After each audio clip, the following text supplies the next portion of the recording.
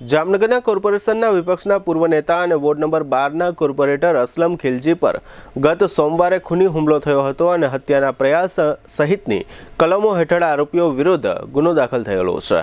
હુમલા દરમિયાન બંને પગમાં અને શરીરના અમુક ભાગમાં ઘણા બધા ફ્રેક્ચર થઈ ગયા છે। દરમિયાન આજે બુધવારે શહેરના ગુરુદ્વારા વિસ્તારમાં આવેલી ડોક્ટર એડી રૂપારેલિયા જીક્સ ન્યૂ ગ્રો હોસ્પિટલમાં અસલમ ખિલજીના બંને પગના ઓપરેશન કરવામાં આવ્યા છે। ડોક્ટર એડી રૂપારેલિયાએ આ અંગે જીટીપીએલ જામનગર ન્યૂઝ સાથેની વાતચીતમાં જણાવ્યું છે કે અસલમભાઈ ખિલજી પર હુમલો થયો તે રાત્રે તેમની કન્ડિશન ખૂબ જ ક્રિટિકલ હતી, પરંતુ તાકીદની અને એક્ટિવ સારવાર મળવાને કારણે તેઓ જોખમમાંથી બહાર આવી ગયા છે। આજે બુધવારે તેમના બંને પગોના ઓપરેશન કરવામાં આવ્યા છે। બંને પગમાં તેમજ ડાબા હાથે કોણીના ઉપરના ભાગમાં અસલમભાઈને મલ્ટિપલ ફ્રેક્ચર થયા છે। આ ઉપરાંત તેમને હેડ ઇન્જરી પણ થયેલી છે। જોકે હાલ તેમની તબિયત સ્થિર છે અને તેમણે ઓપરેશનના રિસ્કનો સામનો કરવો પડશે। અત્રે ઉલ્લેખનીય છે કે ગત સોમવારે લાલ બંગલાથી ટાઉન હોલ તરફના ગૌરવ પથ પર અસલમ ખિલજી પર જીવલેણ હુમલો થયો હતો, જે સંબંધે 6 શખ્સો વિરુદ્ધ સિટી બી ડિવિઝન પોલીસમાં ગુનો દાખલ થયો છે અને હુમલાનો આ બનાવ રાજકીય અદાવતને કારણે બન્યો હોવાનું જાહેર થયું છે। અત્રે એ પણ ઉલ્લેખનીય છે કે હુમલા બાદ અસલમ ખિલજીને જીજી હોસ્પિટલમાંથી અગાઉ વીએમ શાહની હોસ્પિટલમાં પણ એડમિટ કરવામાં આવ્યા હતા અને તેમનું બીપી ખૂબ જ ડાઉન થઈ ગયું હતું। ત્યારબાદ હાલમાં તેમની સારવાર ડોક્ટર એડી રૂપારેલિયાની હોસ્પિટલમાં ચાલી રહી છે। ડોક્ટર એડી રૂપારેલિયાએ જીટીપીએલ જામનગર ન્યૂઝ સાથેની વાતચીતમાં આ સારવાર અંગે વધુમાં ઉમેર્યું હતું કે આજે અસલમભાઈના બંને પગમાં ઓપરેશન કરવામાં આવ્યા બાદ 2 દિવસ પછી તેમના ડાબા હાથના બાવડામાં પણ એક ઓપરેશન કરવાનું રહેશે અને તેમને બંને પગમાં મેજર તેમજ મલ્ટિપલ ફ્રેક્ચરના ઓપરેશન કરવામાં આવ્યા હોય આગામી 3 મહિના સુધી તેઓ માત્ર વ્હીલચેરની મદદથી હરીફરી શકશે।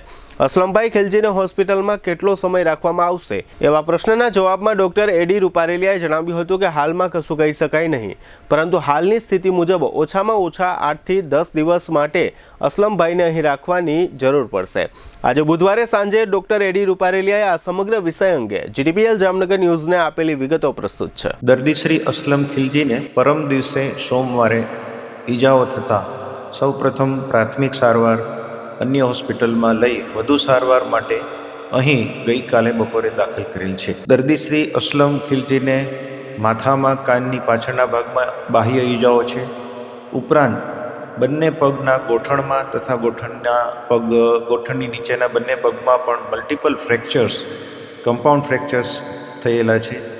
ઉપરાંત ડાબા હાથ અને એલ્બો, ડાબા હાથની કોણી સુધીના હાડકામાં પણ ફ્રેક્ચર છે। એ લોકો અહીં આવ્યા એટલે અમારી પાસે ઓર્થોપેડિક સર્જનની ટીમ મેં તરત જ એમને તપાસી એના એક્સરે વગેરે જોઈ નિદાન કરી અને ઓપરેશન કરવાનું નક્કી થયેલ અને એ પ્રમાણે આજરોજ તેમના પહેલાં બંને પગના ઓપરેશન અમારા ઓર્થોપેડિક સર્જનની ટીમે કરેલ છે। ત્યારે અસલમ ખિલજી જે પરમ દિવસે સિરિયસ કન્ડિશનમાં હતા એ તબિયતમાં સારો સુધારો થયો છે। અત્યારે તબિયત સ્ટેબલ છે અને હાલ તો કંઈ ચિંતા જેવું લાગતું નથી। હવે પછી તેના ડાબા હાથની પણ સર્જરીનો પ્લાન અમે કરશું। 2 દિવસ તબિયત સ્ટેબલ રહે એટલે કદાચ આ વીકના એન્ડમાં જ એ ઓપરેશન અમે હાથમાં લેશું। બાકી એકંદરે કંઈ અત્યારે તો ચિંતા જેવું નથી અને અમને સારી આશા છે કે આ સર્જરીથી એને સારું રિઝલ્ટ મળશે।